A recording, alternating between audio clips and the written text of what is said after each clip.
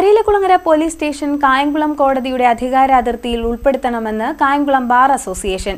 ഇപ്പോൾ കരിയിലക്കുളങ്ങര പോലീസ് സ്റ്റേഷനിലെ കേസുകൾ രജിസ്റ്റർ ചെയ്ത് വിചാരണ നടത്തുന്നത് ഹരിപ്പാട് മജിസ്ട്രേറ്റ് കോടതിയിലാണ്.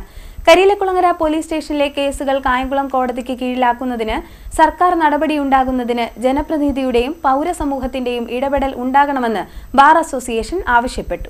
കരിയിലക്കുളങ്ങര പോലീസ് സ്റ്റേഷൻ കായംകുളം കോടതിയുടെ അധികാരാതിർത്തിയിൽ ഉൾപ്പെടുത്തണമെന്ന് ബാർ അസോസിയേഷൻ ആവശ്യപ്പെട്ടു. ഇപ്പോൾ കരിയിലക്കുളങ്ങര പോലീസ് സ്റ്റേഷനിലെ കേസുകൾ രജിസ്റ്റർ ചെയ്ത് വിചാരണ നടത്തുന്നത് ഹരിപ്പാട് മജിസ്ട്രേറ്റ് കോടതിയിലാണ്. എന്നാൽ മുൻപ് കായംകുളം കോടതിയുടെ കീഴിൽ പ്രവർത്തിച്ചിരുന്ന കരിയിലക്കുളങ്ങര പോലീസ് സ്റ്റേഷൻ അഡ്മിനിസ്ട്രേഷന്റെ ഭാഗമായി കരിയിലക്കുളങ്ങര സ്റ്റേഷനിലെ കേസുകൾ ഹരിപ്പാട് കോടതിയുടെ കീഴിലേക്ക് മാറ്റിയിരുന്നു.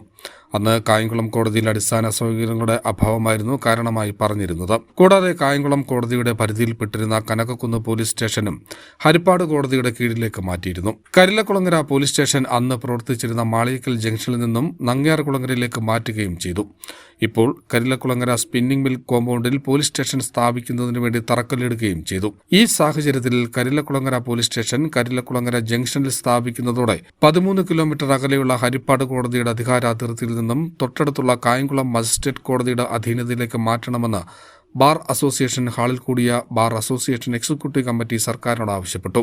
നിലവിൽ കായംകുളം കോടതിയുടെ കീഴിൽ വള്ളികുന്നം, കായംകുളം എന്നീ പോലീസ് സ്റ്റേഷൻ മാത്രമാണുള്ളത്.